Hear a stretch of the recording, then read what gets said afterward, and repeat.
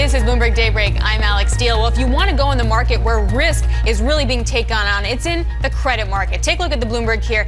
This is the investment grade versus high yield spread to treasuries, right? So the blue line is investment grade. The white line is high yield. That's at post-crisis tights. And the investment grade spread, 121 basis points. That is a risk-on search for yield if I've ever seen one. Savita Subramanian, Bank of America, Merrill Lynch, and Marco Cotta, Highland Capital, still with us. Does this chart make you want to sell? Well, I think that you're looking at fixed rate debt there when we look at that, and absolutely, I think fixed rate has run a bit too much. We've gone from 0 to 100% on March. I think we get at least 3 hikes this year.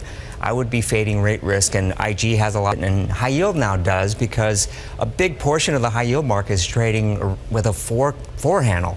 Yes. That's not high. That's some yield, so it's better than treasuries, but it's not a high. Some yield index. Yeah, some yield. So you see yields wind up moving higher? Yeah, and I then do. You have I do. If you look at Barclays Ag, right, and it's down almost 2% since the election. Floating rates up almost 3%, so that's been a good sort of rotation. You actually have high yield bonds trading about the same nominal yield as loans. So you can move floating rate. So there are places in credit to rotate, but to your point, right, spreads are tight across the boards. We've had a lot of money flowing into space. You got to get defensive a bit around what you own, and so the call is really about, as opposed to selling, let's get active. Let's figure out which names we want to own.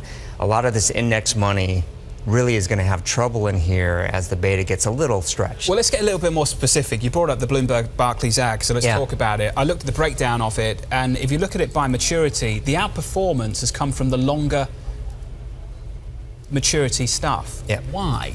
Well, it's because there's not a ton of bonds in some of the longer maturity. So this technical sort of dynamic takes over a bit there, and it kind of helps with that. I see most people are very bullish on the very long end of the curve because it's still fairly steep.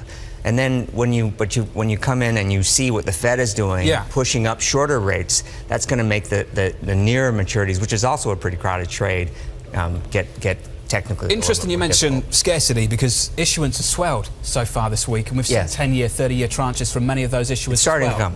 Is it starting to come in a big way because the window's starting to close? I'd do that. And same for corporates, because we've seen that in corporates too. Yeah, wouldn't you be borrowing as much as you could as the Fed has signaled they're going to normalize rates, and I would be, and certainly fading the 10-year and 20-year and 30-year if you were a corporate. I mean, lock in those low rates. That makes a ton of sense, and the market's open. Market is wide open.